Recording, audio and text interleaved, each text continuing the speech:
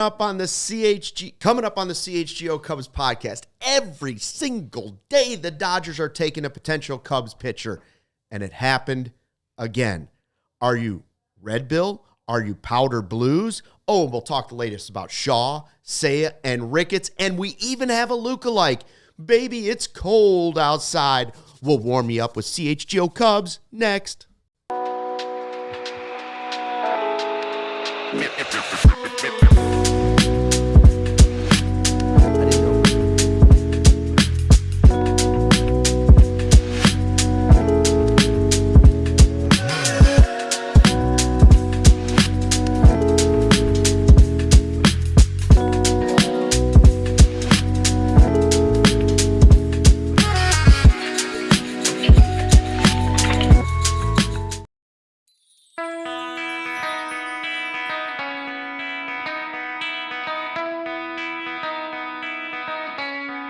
Chicago, what do you say? It's the CHGO Cubs podcast.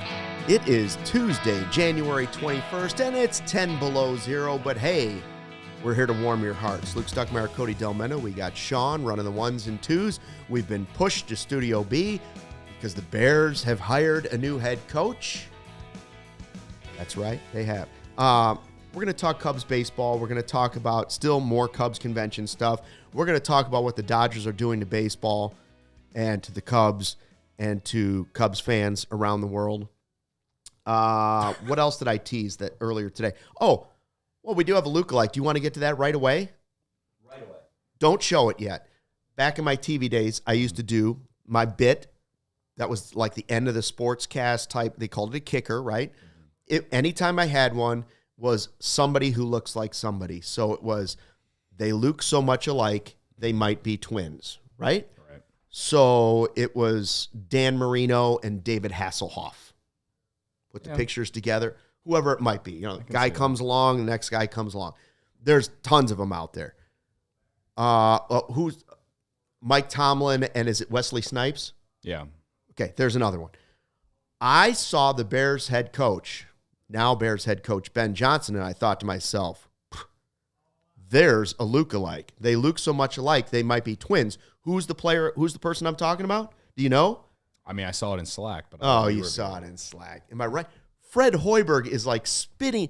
Former Bulls coach Fred Hoiberg is the spitting image of Ben Johnson. Although somebody on Twitter said I look like him too, and I was like, well, maybe like 20 years ago. Honestly, I thought the gag was that these people look like Luke. I thought these were just people that look like Luke. No, just they look alike. You guys. They don't have to look like me at all. But they these do, two though. specifically, these two, I like guess, you don't look like Mike Tomlin nor Wesley Snipes. But I look more like these guys. Hoiberg and Johnson. I just hope it turns out better than the Hoiberg era did. Yeah. We can only hope, man. We can only hope. Being a White Sox fan, I compared it to if Pedro Grifol was a good hire. If people were actually interested in hiring Pedro Grifol. No, well, you're hiring someone from within the division, somebody that's supposed to know you, supposed to elevate you, except nobody's interviewing Pedro Grifol. Everybody's interviewing Ben Johnson. It's just, we actually got somebody people wanted. Feels good. It does feel good. I say this all the time.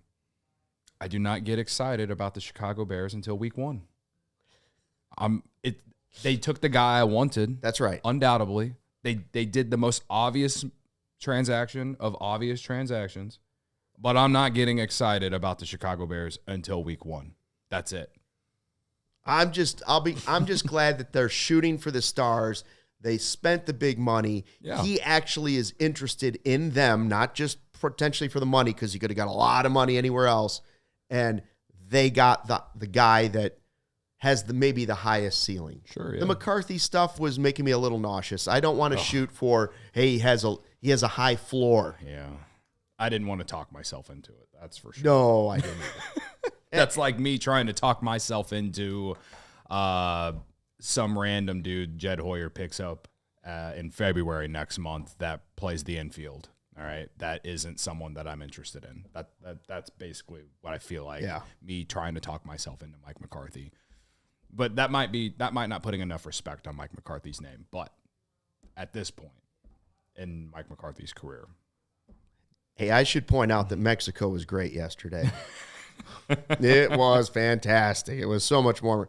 You have any margaritas? No, it was MLK Day. The kids, no school.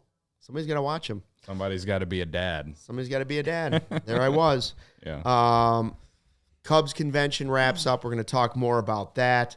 But this morning, this is on the heels of the Tanner Scott thing, which you guys spent a lot of time talking about yesterday. Like, here go the Dodgers again. Yep. And then our Patrick Norton says something on this show that sets the table for us to break news once again. Shall we play it? Let's play it. Hold on. Sean's working on it. We broke this story yesterday, and nobody's crediting CHGO right now. It's disgusting. Absolutely. Credit to us. Yeah, I mean, we That's deserve all we some want. credit. Pat us on the back. Yeah. We had it first, Patrick Norton.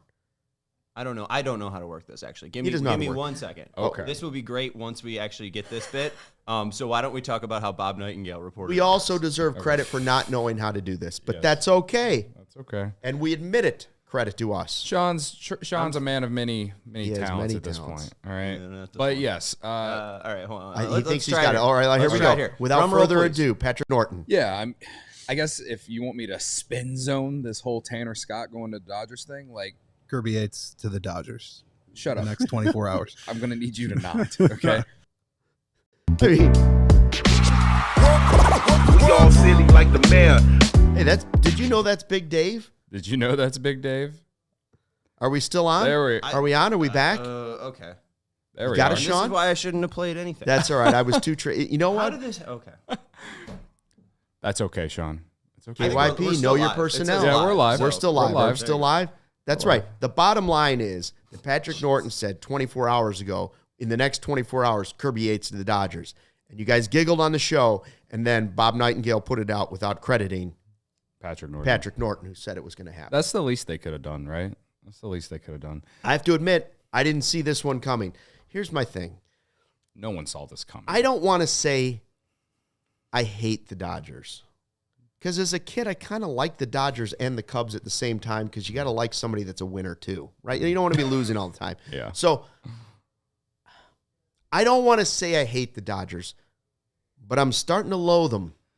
I'm starting to loathe the Dodgers, and I'm hoping that the baseball gods have something special lined up for them this season. They're not doing anything wrong. Don't get me wrong. If I was a fan of the Dodgers, I'd be all for it.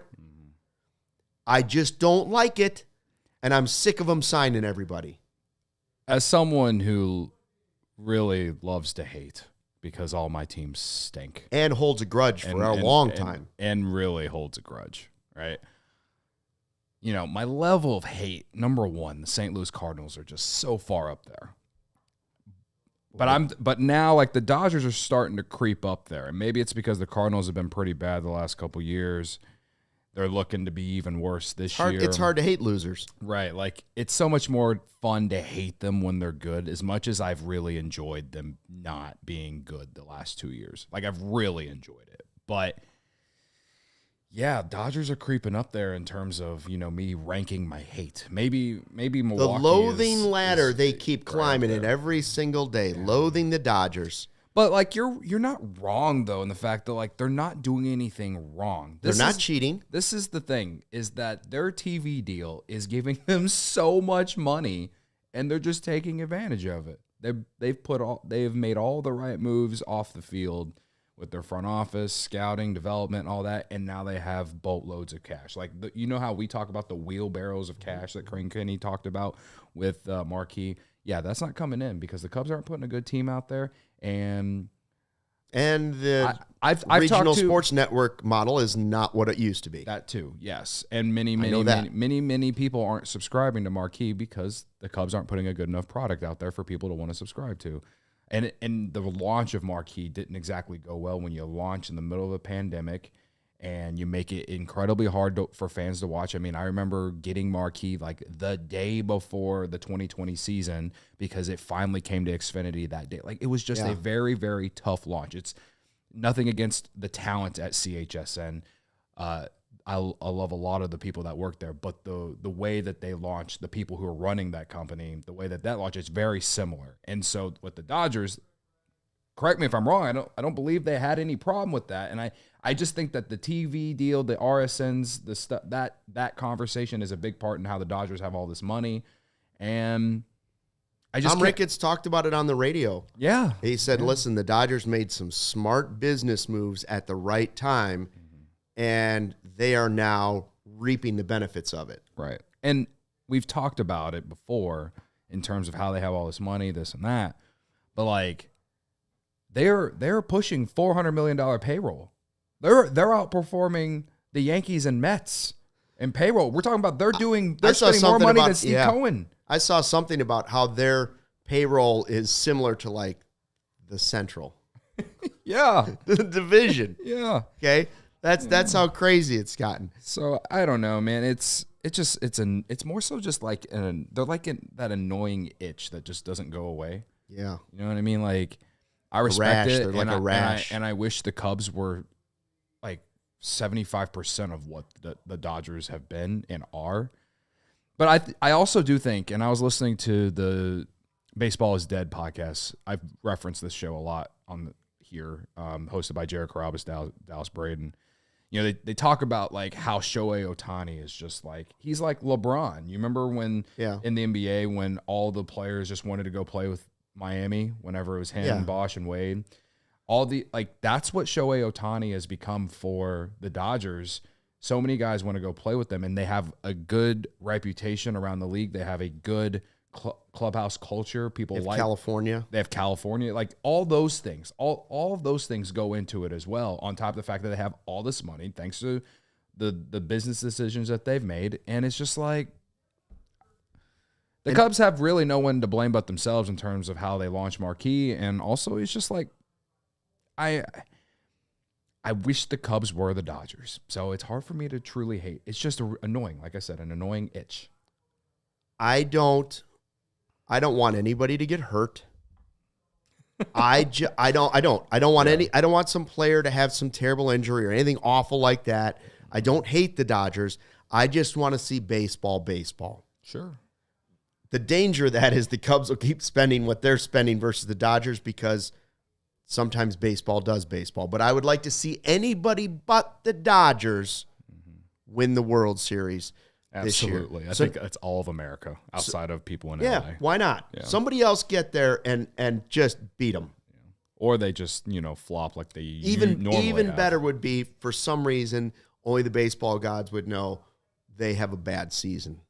And I just don't think that's even possible with the rotation and bullpen they have now. It's the best case scenario is they do what they've done over the course of time, which is be the best team in the league, but then get to the postseason and lose in the divisional round. That's best case scenario for America. Yeah. Godfather CHGO, Michael Collada says, the media says Roberts is a great man, a good manager. Give me a break. I would suggest that I could manage that team.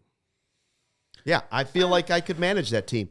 All I need is a little advice on the whole bullpen thing from everybody, but I feel like I could write those names in there every single day. And who are you getting that advice from? My bench coach. Cubs legend Mark Pryor, who's the bullpen coach. Mark Pryor, bullpen coach. And you could give me a bench coach. As long as somebody's been in baseball, it could be anybody. Sure. And I don't care who you put out there. All the people that you think have been terrible managers, go ahead. Give that person to me, and we'll get that done there. All right, so what do the Cubs have less? I can't believe Kirby Yates is now – that's 1A, 1B, isn't it?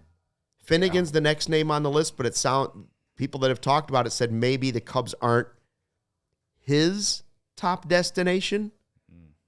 So I also should point out that – I believe the Cubs were – number 2 on the Tanner Scott. They were there. The Cubs were linked to Kirby Yates all winter. It's more about like how serious was it? You know how many times they've been linked to certain guys and then it never plays out? Like at this point, we hadn't heard anything about Yates in a while. But once they signed Scott, you just assumed that they weren't going to go get another one, and then all of a sudden it's like, what? I did see Jesse Rogers reply to someone yesterday on Twitter though, saying that they're more likely to go to the trade market.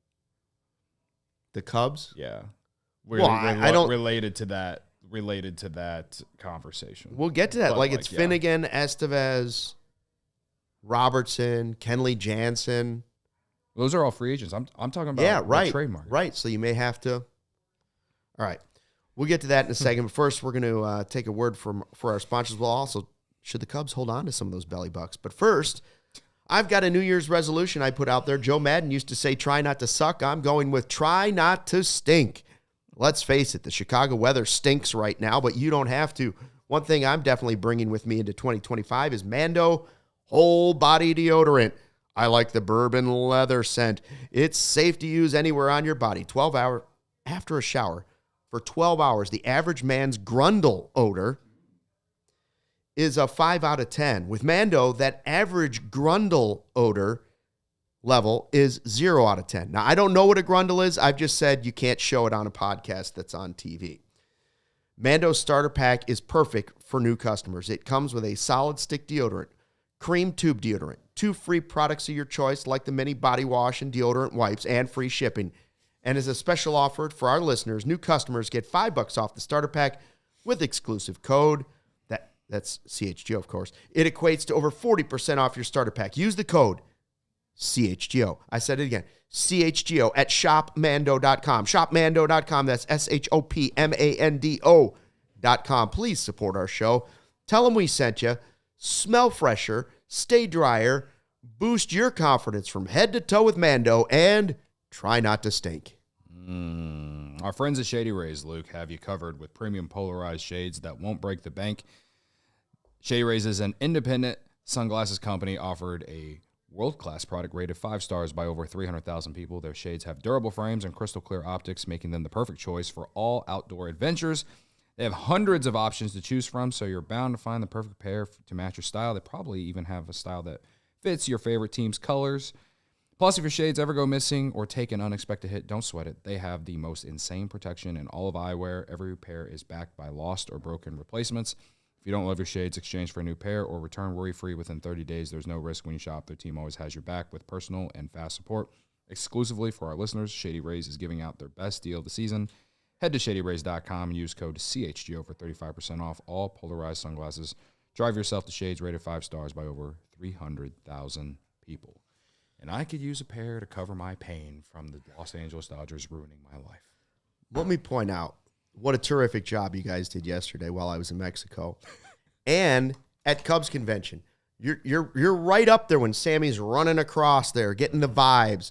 And let me point out what a job Jared Willis did on his ad reads. I'm just going to tell you, I listened to the show in the car on the way here, and I thought to myself, that man needs to be on the radio. Yeah, Jared. He knows how to do an ad read, that guy. Jared, he was a big help with us at Cubs Convention this year. He got it all. So as everyone knows, we had some changes, and so Jared was able to step in, and he showed up big for us, the best that he could. So. By the way, great to see Ryan at Cubs Convention. Right. I unfortunately did not see him. I waited for as long as I could on Saturday. Well, I'll tell you what. I'll tell you right now, Steven better not get in his way because Ryan has been working out. Probably because Ryan's been throwing the plates around. Okay. Throwing the plates around. I would too. And I thought, wait a minute, what are we going to do about the softball team was another thought that went in my head. And Joey, too. Ryan's been working out. Joey and Herb. Yeah. Those are 3 huge hitters. So back to this reliever conversation. Yes. I feel like you were a little confused by what I'm saying. He's saying the Cubs. Based off what Jesse Rogers tweeted yesterday in a reply to someone. Yeah. He did not tweet this out. Well, I guess it's public. But he just replied to someone asked him what the Cubs will do now that this happened. And he said something along the lines of he's not sure they're interested in any of the top ones that we're talking about. Mm-hmm. They could go to the trade market. And so I don't know who that is. It's not going to be Emmanuel Class A. I don't believe that as much as I would like it to be. But he's going to cost way too much for Jed's liking. And honestly, my own liking. So my biggest thing about Kirby Yates going to the Dodgers is that I don't know what they should do, and nor do I really feel confident with anyone they go and get. Kenley Jansen, just as old. Also, he's trended down. It's not he's not been as good as he was with, hell, even the Dodgers. You know what I mean? Like, his best is behind him. Right. So, like, is that going to make a major difference for you in the back end? I don't know. I guess that you have the experience, the pedigree, all these things. You know, Carlos Estevez, I don't know. Kyle Finnegan, the under the hood numbers aren't great. You know, I don't know. Do they have closing experience? Do they get saves? Yes. But I don't know. First off, if the Cubs were willing to give $18 million next season to Tanner Scott, or somewhere close to that, anywhere from $15 to $18 million, because they were second in this. Take some of the belly money. They were at a seat at the table for Tanner Scott. They were legitimately in it, something that they've never done with a reliever. If they were willing to do that with Tanner Scott, but they've never done with anyone else, even especially in this Jed Hoyer era, outside of giving Hector Neris $9 million for 1 year, again, 1 year, they were willing to go multiple years, 3 or 4 years. They were willing to do it. If they're willing to do it for Tanner Scott, but they haven't really been linked to anyone else this offseason, and hell, they weren't even really linked to Tanner Scott until like this past weekend. I just don't know where they're going to go, and I don't know who they're interested in, and it gives me concern because they have to get someone. And so my biggest thing at this point on a realistic thought process is that they're more likely to go maybe get 2 veteran guys and give Porter Hodge an opportunity. One thing that everybody was pretty clear about in the upper brass or ownership at Cubs convention was they realize they need a closer / backing up the bullpen. They're not saying Porter Hodge isn't the guy, but they're saying we have to have more in the bullpen. They're all saying that, and they're all saying they're going to spend the Bellinger money. Tom Ricketts said it. I heard Hoyer say it. The quote from Ricketts that was on the radio was, if we trade Cody Bellinger for a starting pitcher, that's a trade. If we trade Cody Bellinger to get resources to sign a pitcher, at that point, probably thinking Tanner Scott, that's a salary dump. Doesn't make any sense to me. He's basically saying that's for the people that are saying he's not going to spend the money. He made it pretty clear that the idea of trading Cody Bellinger, and so did Hoyer, trading Bellinger was to take that and just repurpose that money somewhere else on the team. So could you get Tucker? Is Tucker and Tanner Scott, if it would have happened, better than having Cody Bellinger? Yes. Yes. Now, the cost is the prospects that you lose along the way, and Paredes, yada, yada. Mm-hmm. But it didn't happen. So that's why I'm asking the question now, and some people won't like to hear this. It's not even a suggestion. It's a question. Should the Cubs, if they don't like, because right now they have enough to get at least 2 of those guys, right? Yeah. Robertson, Finnegan, whoever. If they don't really like those guys, should they just sign one of them so they have something? And should they take at least half of what they saved on Bellinger and hold on to it until the trade deadline, when more teams will likely enter the mix for trading a reliever? Now, the price will be more, but you still haven't traded those prospects yet either. Yeah. So is it getting to the point, as names come off the list, that the better move might be waiting till the trade deadline? Because right now, one thing that's happened with the RSN money that's impacted is these middle market teams, Brewers, other teams, are finding out they've got to cut payroll. They've got to slash payroll. The Cubs aren't necessarily in that group, right? No. So there's teams that need to trade off these guys. But right now, because so many teams make the playoffs, teams also don't want to tell their fan base, oh, we're shredding payroll and we got no shot this year. Mm-hmm. So they're more likely to let it play out a little bit and then see if they can get a bigger haul at the trade deadline. That's what I think will happen with some of the other names when you're talking trade. I don't know if that's the way it'll go or not. The risk you run into is what the Cubs have run into before. If you keep waiting to get that closer, sometimes it's too late to go get that closer. I just think it's like Carter Hawkins here. It's like you might be out of it, though, if you blow 8 games in April. Exactly. That's what I'm saying. Sometimes you got to win the early games. Now, not too fast, my friends. You also have to hit to win those games. You have to have a lead to even protect. Yes. I agree. So I don't know. As a scorned White Sox fan who saw my team in the peak of their contention window, spend way too much money on bullpen arms. If you're getting $18 million to spend, I think you have to be as aggressive towards Alex Bregman as possible. I understand Shaw is possible for third base, but if you're trying to make the best team possible, if you're trying to avoid what Chef Kevin Penner saying by saying they'll be flipping Tucker at the deadline, you have to make a decent pitch to him that, hey, we're a contending team. Like, you want to give him something interesting besides just, here's all the money that we can give you. You have to at least make his time in Chicago worth it. You got to go all out for it. So I would rather them, see them spend that $18 million on the lineup or even maybe a starter. Because when you have 6 starters, it means you don't have 5 starters. Like, right. I don't know if I'm not even necessarily agreeing or disagreeing with what Sean said, but if you look at the Cubs bullpen right now, right after adding Colin Ray, you have. Yeah, who was the latest guy they added? Trevor Richards.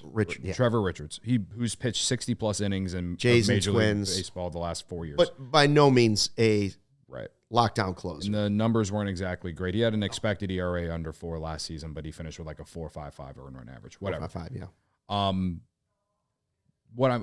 You look at the Cubs bullpen right now with all this new added depth, right? Like, we don't know how they're going to use Ben Brown. Porter Hodge is going to be somewhere in the mix in the back end, right? They have Tyson Miller, they have Nate Pearson, they have Javier Assad, they have Jordan Wicks, they have, what is Jack Neely? Is he going to start the year with the team, or is he going to be in Iowa?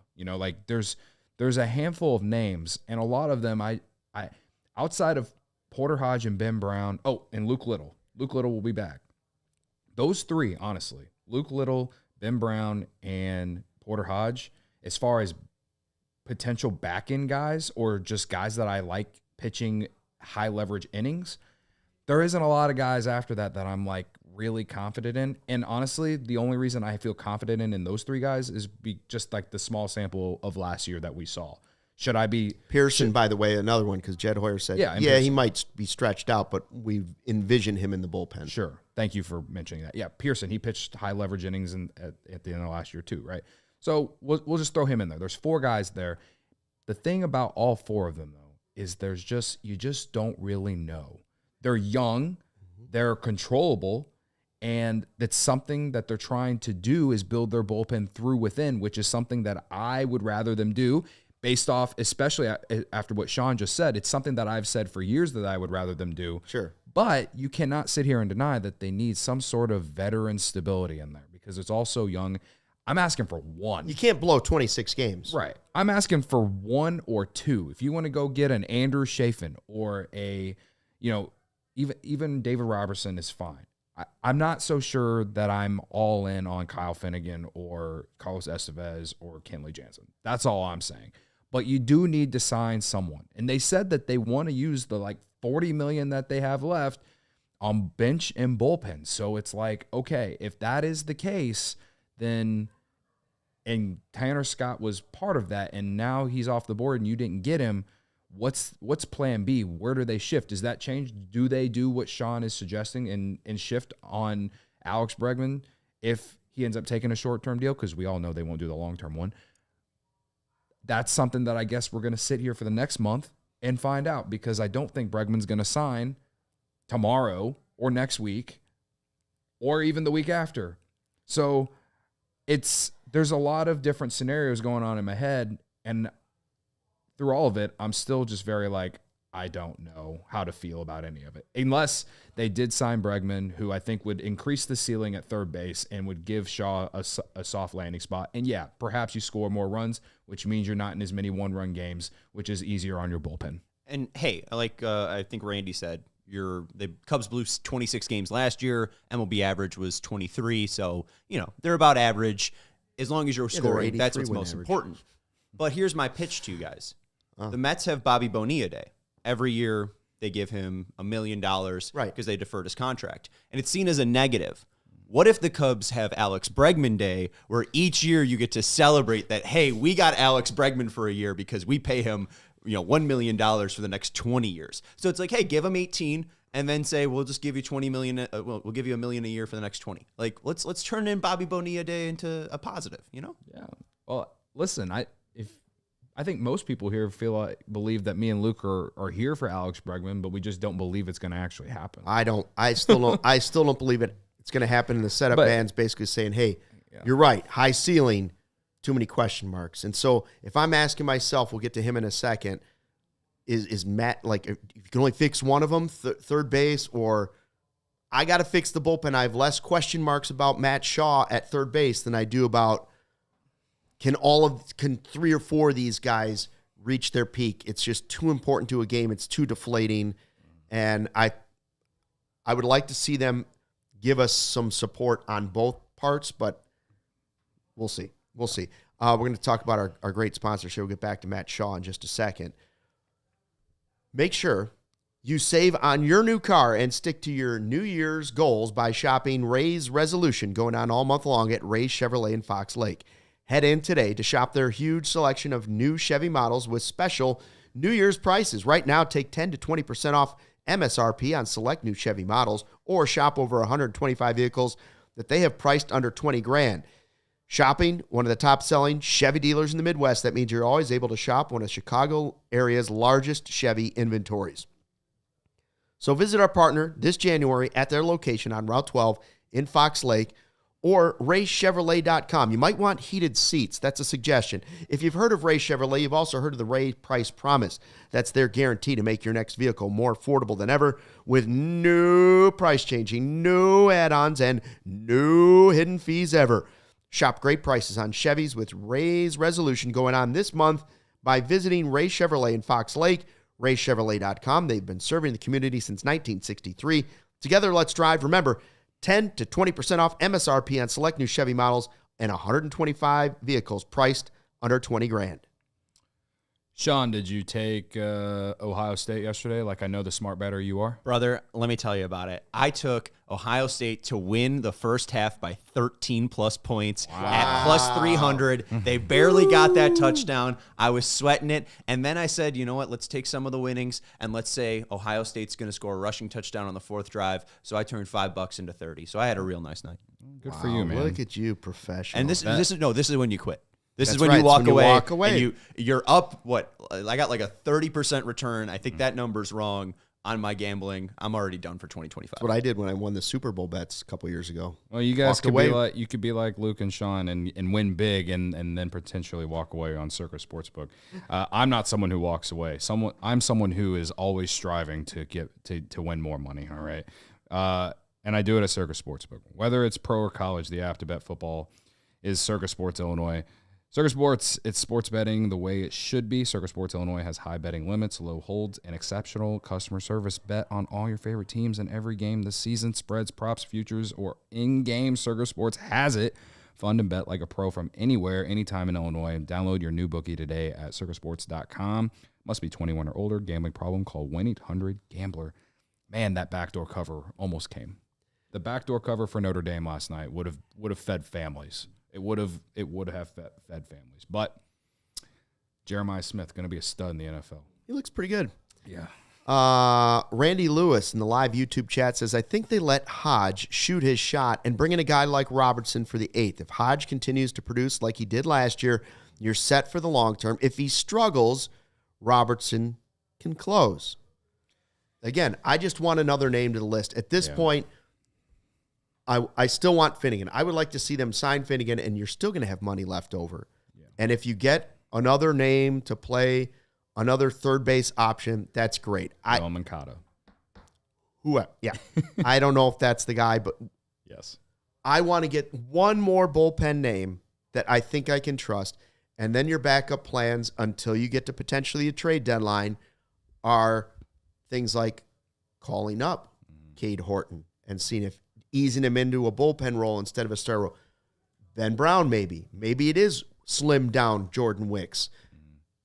Maybe it's Wicks ends up in a rotation and Assad ends back in the bullpen. Like, all those things are possible.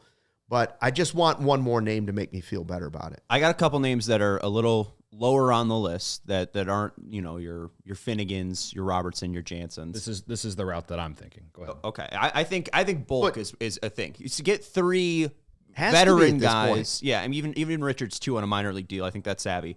Will Smith, His whole gag for 3 straight years was that he was on the World Series team each and every year, 2021, 2022, and he slapped Chris 2023. Rock. He slapped Chris Rock. He also plays for the Dodgers. But even last year, his team, the Royals, make it to the playoffs. So if you're looking to make it to the playoffs, it seems like signing Will Smith is a smart idea. Good luck. One reunion.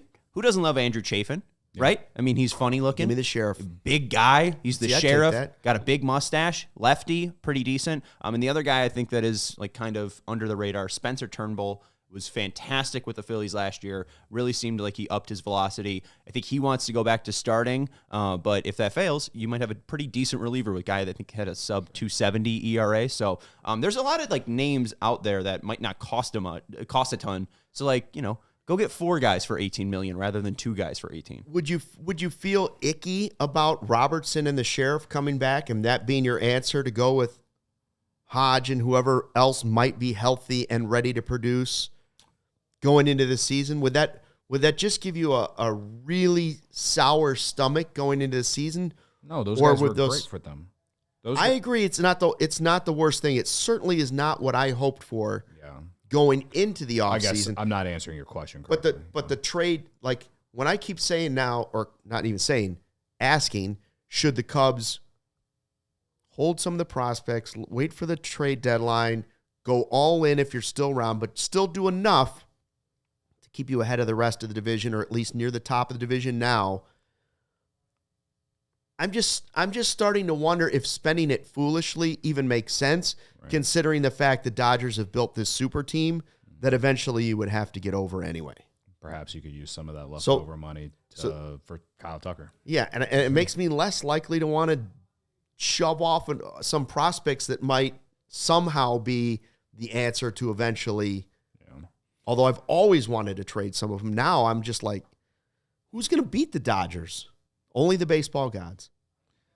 Baseball is baseball. That's right. That's what I'm saying. Who will beat the Dodgers? The UCL of their starting pitchers. Yeah.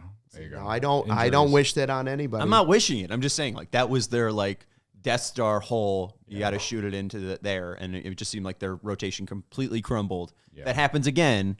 I mean, Snell isn't the most trustworthy. Ohtani's not the most trustworthy. Sasaki's a child. Yamamoto ran into injury issues last year. I mean, it's not like a guarantee that their rotation that looks like the Death Star right now will be that. Yeah, it's not like Sasaki's going to go out there and pitch 180 innings in year 1, right?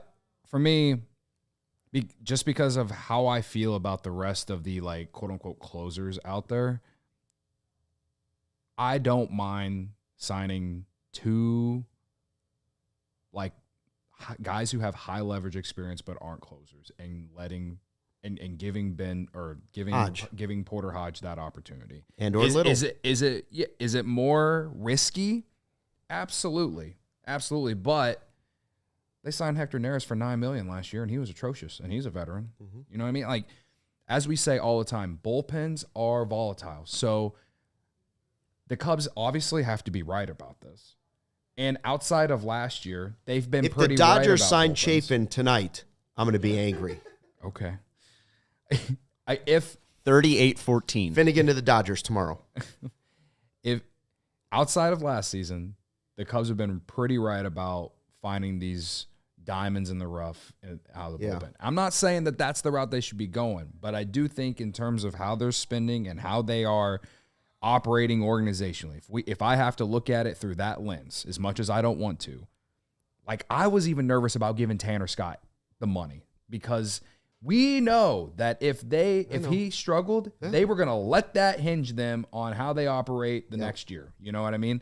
So to me, while it sucks that they didn't get Tanner Scott, because I think he would have immediately on paper put this team in position to win, more games next season, I'm also fine that they didn't, because again, bullpens are so volatile. So I don't know, man. They need, if they don't go the route of getting Estevez or Finnegan or whoever in that realm, 1 or 2, I would actually like 2 relievers that can pitch 7th, 8th inning type roles, and we can roll with Hodge as given that opportunity. And I think the thing is that makes me nervous about it is you don't really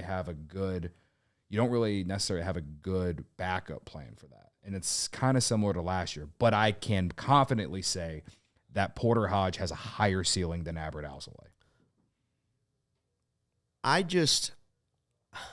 The bullpen thing is one question, and the other place where everybody's talking about money is still third base, right? And we mentioned Bregman briefly. I'll just tell you this. Enough times I heard at Cubs convention the name Matt Shaw from multiple people. And Matt Shaw was marched out there in front of some groups, and put up on the screen and got a big reaction. They're planning on Shaw being their third baseman. I don't believe that's them putting that out there more and more so the Bregman money comes down. I don't think that's it. They believe that Matt Shaw is going to be their third baseman. And they also quietly believe that there will be some struggles, right? Jed Hoyer even said, people were spoiled by the way Addison Russell and Chris Bryant broke into the majors and really didn't have any massive on-the-field slumps early on. Sure. That's real rare. So you have to expect there's going to be a rocky road at some point for Matt Shaw. But they love him, and sooner or later he's got to go through it. Now, I did start to think to myself, and then I saw this interview, and I thought, no, what about Shaw? Why am I getting so excited about Shaw, a by-trade guy who could be a shortstop, who's going to break into the big leagues at third base and eventually end over at second base? Why does that feel so good to me? And then I saw Ryne Sandberg doing the interview, a shortstop who broke into the majors at third base and became a Hall of Famer at second base. I'm not saying the kid's going to be a Hall of Famer. I'm just saying just because right now you're not sure if he's a second baseman, a third baseman, a shortstop someday, maybe whatever. You've got a guy in your organization that walked out there and has already done the same thing. Rhino was never tagged right away as a second baseman. As he said, his first playing day was at third base. I've got a baseball card of him as a third baseman. I'd say give Shaw I don't think Bregman's happening. I'd say give Shaw the shot. Everybody that I talked to at Cubs convention was like, he's ready. He's ready. This is the time to give him the shot. And so I think it's going to be, not say sink or swim, because everybody knows that they need an insurance policy. Yeah.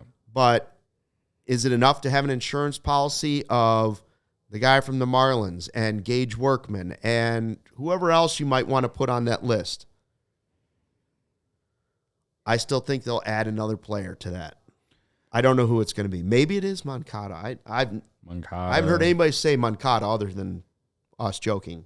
No, there's been actual tea out there related to Moncada. Well, and even then too, I mean, you're talking about the story of Ryne Sandberg going from third base to second base, very similar to the future career path of Hall of Famer Yohan Moncada, who started at second base and went to third base. So it also doesn't work. Potential. I heard that they're going to unretire 23 and let Moncada work. No, Craig Counsell did give up his number, though. He did. A name at that position that I'm intrigued about, that I've mentioned once on this show, is Kike Hernandez. That guy can play some outfield. He played some third base for the Dodgers last year. Now, would I be surprised if he went back to the Dodgers? No. He's made $4 million last year. He's 33 years old. Depending on, that situation, he's just a guy that I feel like would help him get in position to be in position as your third baseman. But he hasn't been linked to the Cubs at all. So that's just another name that I've been intrigued about, just because he's had a good career. He's not a star or anything, but he's had a really solid career, good utility guy, right? And he's won 2 World Series with 2 different teams. So that's a guy that I would have been yeah. And now it was just going to be interesting to see how they spend this money. Do you believe Ricketts and Jed Hoyer when they said this weekend? Well, two things. Do you believe them when they say, we're just trying to break even each year? We don't have the money the Dodgers do. And that's just the truth of it. Do I believe them? Do you believe that? Do you believe them when they say we are going to spend all the Bellinger money? Yes. So one of two. I do think that they're going to find a way to be close to that first-tier luxury tax because they're the Cubs and they should be. They should be. Now obviously. But probably under it. Right. They're not going to go over it. We know this. But I'm saying that they're going to be near it. And they should be because they're the Cubs. Now, do I want them to just spend money to spend money? No, of course not. So you gotta go get the guys that you think can fill out the rest of this roster.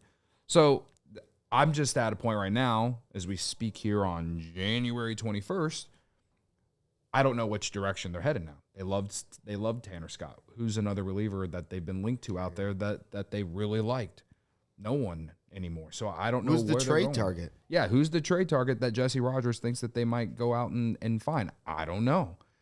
So it's just a real confusing day for me in all of this, on top of the fact of just being really annoyed with the Dodgers. Now, do I believe that Tom is just trying to break even every year? No. We talked about this a little bit at the end of yesterday's show. It's just a slap in the face to all of us that he says something like that, in my opinion, considering how much money they bring in. Now, I know Marquis has really struggled, right? Marquis has struggled, and it's basically out there that we know that, and they're not bringing in the kind of money the Dodgers are. I'm not asking the Cubs. I don't disagree that they did pay for their own renovation of the stadium and rebuild the entire neighborhood. They absolutely did. But that doesn't, to me, that's not an excuse to not spend more like a big market team. And I'm not asking them to spend $500 million in an offseason like I feel like the Dodgers are doing, even though they're not doing that. But you understand the sentiment. I'm just asking you to not let the first-tier luxury tax bind you. And that's how they operate. That's my biggest annoyance with them, because there's certainly been some guys that they could have added to this team in the past that they didn't because of this type of thing. And also, him and Jed Hoyer both they always talk about how things could look in 2030. And it's just like what Theo Epstein said, if not now, when are you going to, when are you going to decide to go out there and be like, we want to be NLCS at least contenders?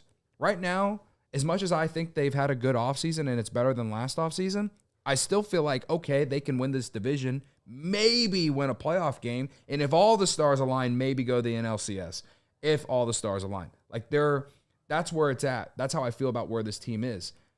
But if they truly care about winning, they would do more. If they truly, in that interview that Tom did with David Kaplan and Ryan McGuffey, he talked a ton about how we need to win and we need to get back to the playoffs and all this. Okay, then show it.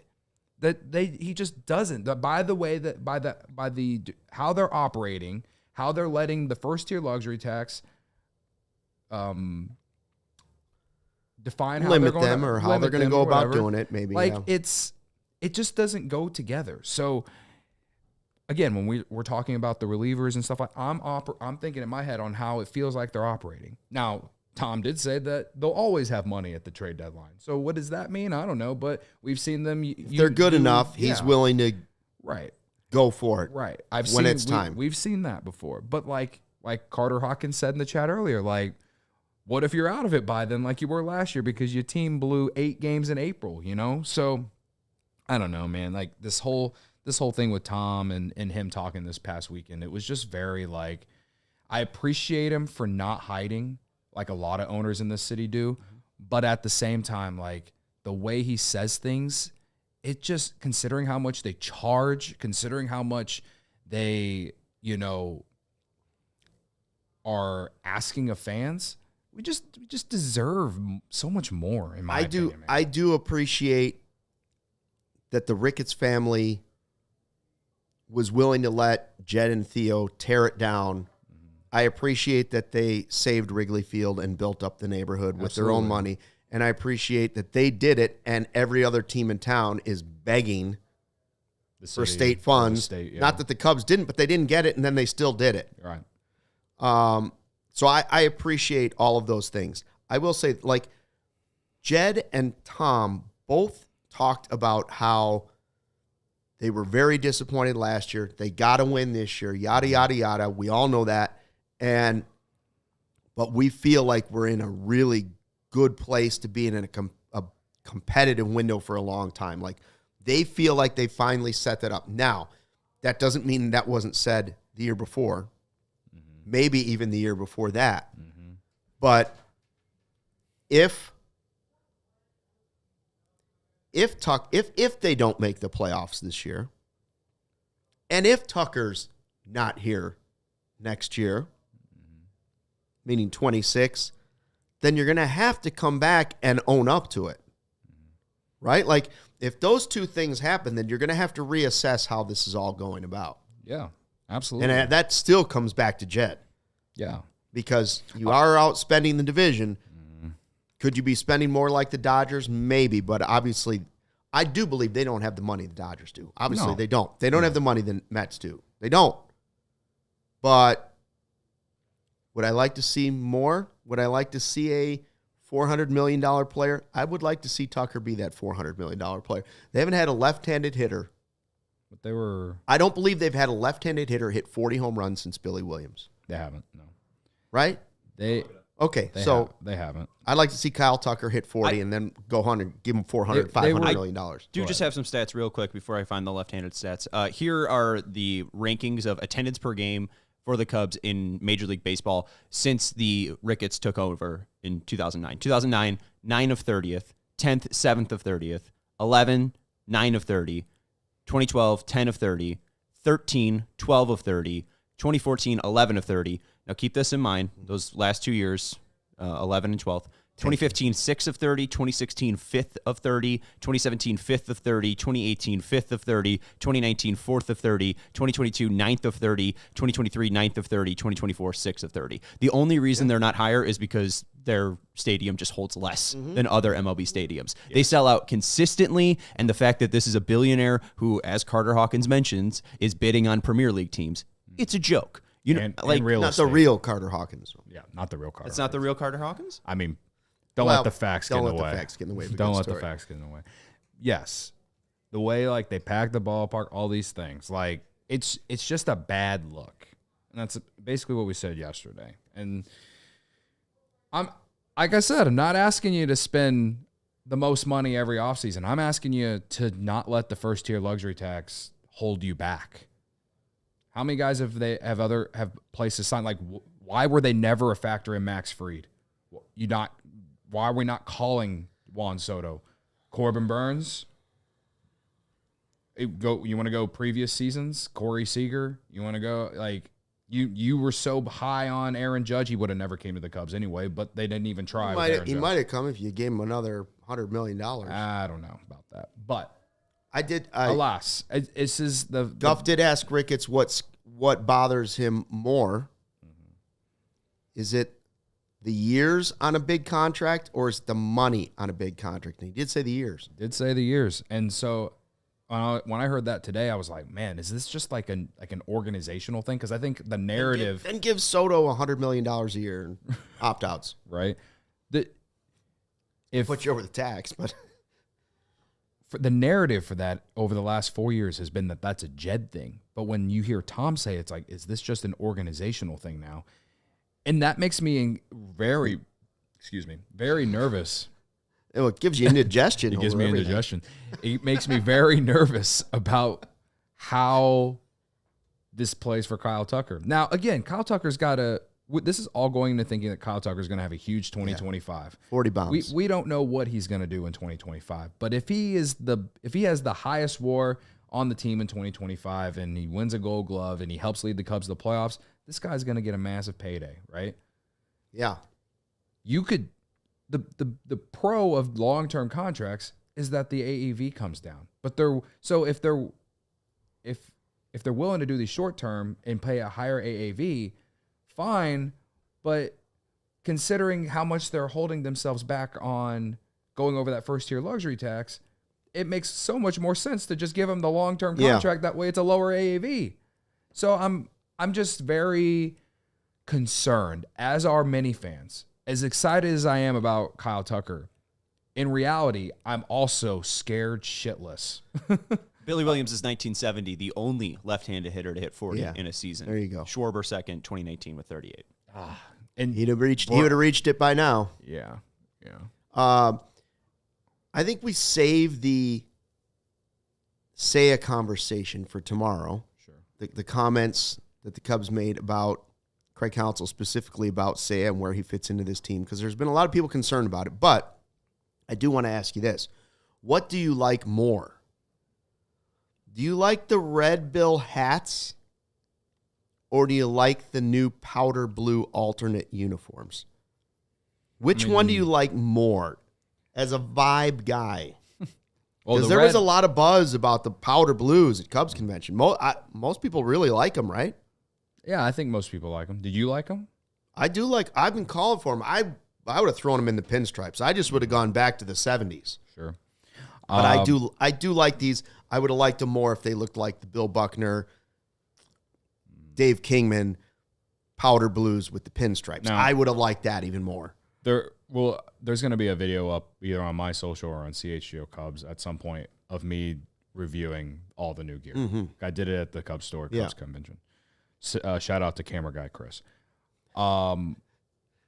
The only thing about the new uniforms that I don't necessarily like, and this might not be a Cubs thing, this might just be a Nike/Fanatics thing, is that like that logo on the chest. Yeah. It's like in like the numbers on the back and the name, it's like laminated on there. It's not stitched in. Yeah, I need stitch, but I don't think that type of fabric that they're using lends to stitching. I could be wrong. Now, the entire look and everything is cool. I like that. But if the stitching part is the reason that I wouldn't buy, that like there was no way I was spending $150 or whatever it was for one of those jerseys this weekend after I was unless it's stitched. Yes. But the actual look of them are cool. I like the logo. I like that it's like the bear with the guitar. I think that's a really cool look. And I like the uniform in general. I like the hat. I think it is a cool, like, new uniform that they're going to wear probably once a week or something like that. This is instead of the Wrigleyville. Yeah, they're retiring the Wrigleyville ones. Yes. But there's I'm still cool with that. There's still some, like, thought out there that maybe they're going to have a new City Connect uni come out because these aren't City Connects. Oh. So there might be another uniform coming out eventually. I'm not sure. Okay. But I think give us the V-neck. Give us the 84 V-neck. That'd be sick. With like the piping, like the actual the rhino jersey, the one you see rhino, the blue, the sleeves on that. Yeah. Those are the best. I mean, that would just be good for my pythons, you know? I'm still waiting for a green one too because it relates to the ivy and the bleachers and the scoreboard. Interesting. But like you're just copying the socks. The Rockies. Manny Ramirez wore a beautiful green pinstripe jersey. You're just copying the socks. Sox did first. I know we're in your head all the time. You copied the ivy, so same guy did it. But anyway, the gear itself though, like the hoodies and like I really like that like starter jacket looking coat. Like there's like the powder blue one with the logo. How much did you spend at Cubs convention? $25. Wow. Yeah. I should have spent more to add to the Kyle Tucker fund, but whatever. Did you see what he got? No. He got a cool like spinny thing and a pack of cards. Yeah, I just bought the mystery bag. That's all I did. And then I opened it up at the end of yesterday's show. Oh, I heard you were going to do it, but I didn't see it. Yeah, it was at the very end of yesterday's show. That's exactly when Caselli mentioned it. Yeah, and that's exactly whenever I learned that Ben Johnson was coming to the Bears. Anyway. You mean Fred Hoiberg, but I digress. I like the jacket. I like the hoodies. The hat is cool. That's probably what I'll buy at some point. But I'm not a fan of the uni if it's not stitched. I like the look, but I won't be buying one if it looks like if it's unless they're stitched. In first place. No. But I'm also not a uniform guy anymore. Like I didn't even buy a Wrigleyville one. I only bought the hat and like a few shirts. Like the hats. You know, like I'm also 33. Like I'm not gonna buy PCA's jersey, man. Like that's kind of weird. It feels weird, you know. But if he offers to sign your arm, well, if he wants to come into our show, you know what I mean? Right. Then we'll buy his jersey. Right. So That's just how I feel. But I think for younger fans, it was definitely a popular hit at Cubs Convention this weekend. Thanks for checking out the CHGO Cubs podcast today. Hey, shout out to everybody in the live YouTube chat. We appreciate all the sickos and diehards out there. We appreciate you even more when you hit the thumbs up button on the way out. We didn't get very many today. Not enough thumbs up. And I thought this was intriguing conversation. We always have intriguing conversation. It was for the people, of the people.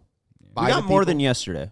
30 likes is more than yesterday, so they're happy to see you return. Okay. I think the biggest thing is we had Pat on. We'll be back tomorrow, 1:30. That's our new time. 1:30. Thanks for watching, and don't forget, full eye to W. We all silly like the mayor. Omar's not going to buy the new